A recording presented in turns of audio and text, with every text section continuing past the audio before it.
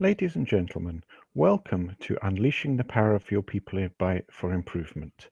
My name is Ross Maynard from Ideas into Action, and I strongly believe that your people are your most important tool for improvement. It's easy to get tied up in methodologies and tools, but actually getting your people involved is what is really going to deliver results. So that's what I want to look at in this short presentation. So as I said, improvement programs can often seem to be about methods and tools, but improvement is actually a people issue.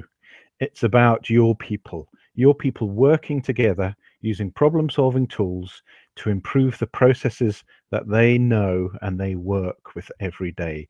The key to having sustainable and successful improvement is getting your people involved.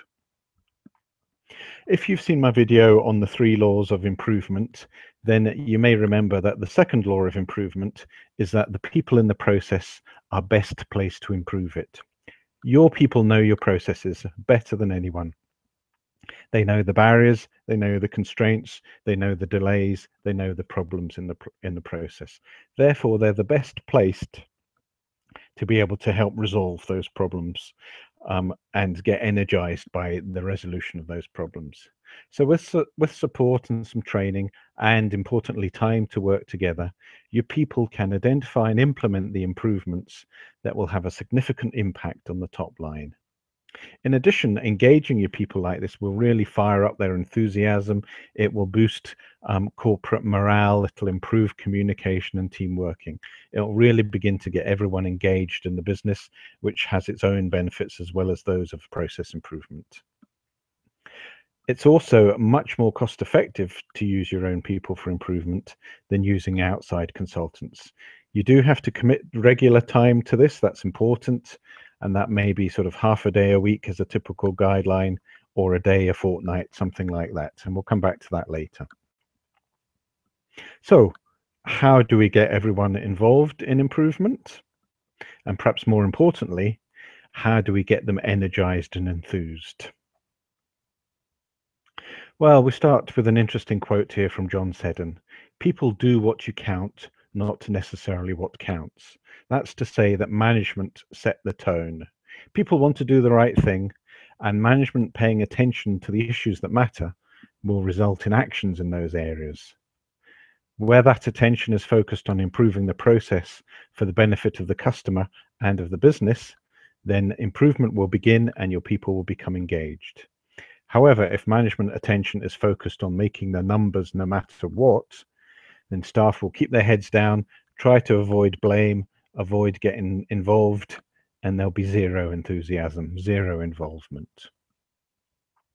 So it's about engagement. Making change happen is about having clarity of purpose, and it's about focus on the things that matter. Clear objectives for the change, for the improvement, and a focus on values, doing the right thing for the customer, doing the right thing for the business. So as leaders and managers need to be clear about what matters to the organization, and then they need to establish these values clearly in the minds of everyone through procedures, through policies, through measures, through feedback, through how they act. Laying out some customer first vision and then just reverting to the old management behaviors of making the numbers is not going to get people engaged. Perhaps the hardest part of improvement is making the time to do it consistently and regularly. Making the time for improvement is quite a big step, it's quite a difficult thing to achieve. It's a management commitment that is necessary up front. The improvement teams need time to meet together and to work through the stages that we'll come to shortly. As I said, typically the equivalent of a half day a week or a day a fortnight, a couple of days a month is a good starting measure. And typically projects can last, say, 3, 4 to 6 months. This, of course, requires people from different teams across the organization to be available at the same time on a regular basis. And that's where the difficulty of commitment comes in. I don't have any magic solutions to this. It requires senior management commitment. You have to give to gain. But once your first team starts to make some improvements in the process, simplifying their process that they work on, that will of course free up the time to enable further improvement activity to commence. So if you make a commitment at the front for 1 or 2 teams to make some improvements, you'll begin to see benefits, and that will allow you the comfort to free up the time of other teams for them to make improvements in their processes. And in terms of engaging people in improvement, I have a sort of a 4-stage process here that I'm going to look at a bit further in this presentation. So it's about getting to know your people, getting them involved in picking a process, understanding the purpose of that process, identifying the problems and constraints in the process that they're working on. Thirdly, it's about identifying and testing possible solutions to the problems, choosing and implementing the best solutions. Then we start all over again with a new process or further improving the same process, and all the while management are providing support and training. So let's look at the first step. Get to know your people. As a manager, you should be walking the floor, you should be visiting offices, you should be talking to everyone. You should be getting a feel for the effectiveness of your business processes, which work, which don't work, which cause grief for customers and staff, and which are relatively straightforward and smooth. Begin to find out which are the most dysfunctional processes in your business. That's where you should want to start improvement. So the second stage is pick a process. Pick a process to start your improvement activity, and this should probably be one of the dysfunctional processes that you identified when you were walking through the business talking to people. It should be a process that causes a lot of grief, because solving some of that grief is going to have benefits in terms of morale and in terms of customer satisfaction for everyone, particularly if it's a process that causes customers problems as well. So if you choose such a difficult, unhappy process, then that is going to have a big impact on customer satisfaction. And then in step 2 there, we understand the purpose of the process. It's the customer that defines what the purpose of the process is, and you should talk to the process team and agree what the purpose of the process is from the point of view of the customer. What outputs do they actually want from your process? Why does it really exist? What purpose does it serve? So what is the customer's true requirement in terms of price, service, delivery, and quality? That involves asking, who are the customers of the process? What outcomes do they actually want? What do those customers value about the process as it currently works? And what do they not value? What do they not like about the process? The next stage involves identifying the problems and constraints in the process that you've picked. So working with the team that operate the process, identify the problems and the constraints of the process as it currently works in some detail. This will involve mapping the process, talking to everyone that works in the process.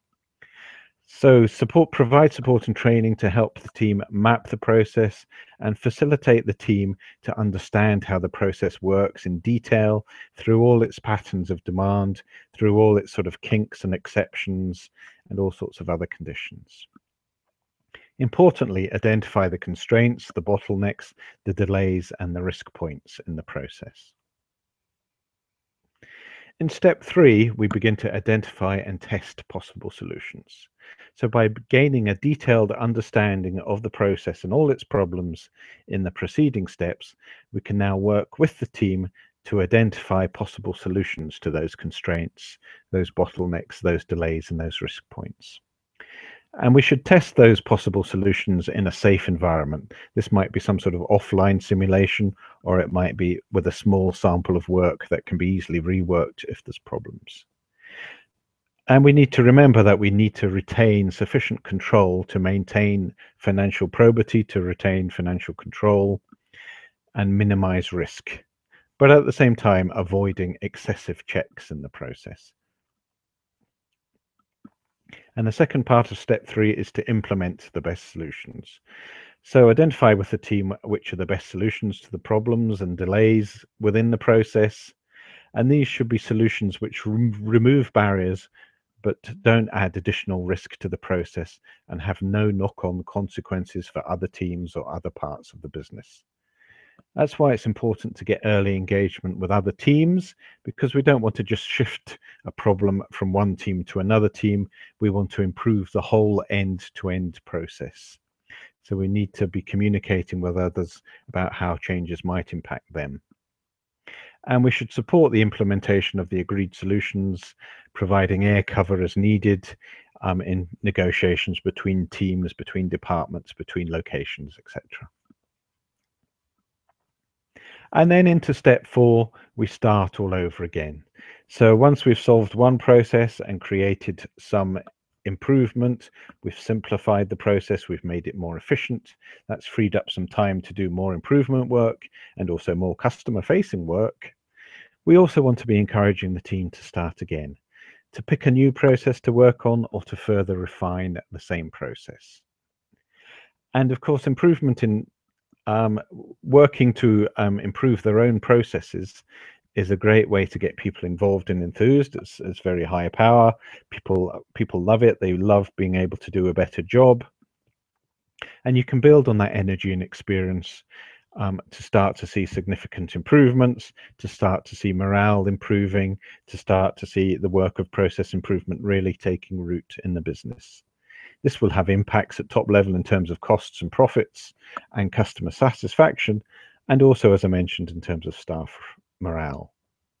And it's only fair because the staff are contributing the improvements, because they're driving improvement, that you should be prepared to give your employees a share of the gains. Some sort of profit sharing or bonus system will help further boost engagement, help feed the fire of enthusiasm for improvement. And finally, throughout this whole process, management should be providing support and training. As I mentioned at the beginning, management set the tone. If their attention is focused on improvement and doing the right thing, then those are the activities which will flourish. If management attention is focused on simply making the numbers this week, this month, then improvement will not flourish. So in particular, management need to set aside regular time for improvement. And as I outlined, this will typically be the equivalent of half a day a week, perhaps a day a fortnight, 2 days a month. And this should be a core requirement. It's not a nice to have that can be put on one side every other week because we've got other stuff to do. It's an essential requirement. We also need to provide training and problem-solving skills for our staff to enable them to get fully involved, and management need to be encouraging the improvement activity, facilitating groups, encouraging the open discussion of problems and ideas. And throughout this presentation, my whole theme is about openness and engagement being the keys to success. And we have here an interesting quote from Matthew Syed, author of Black Box Thinking, published in 2015.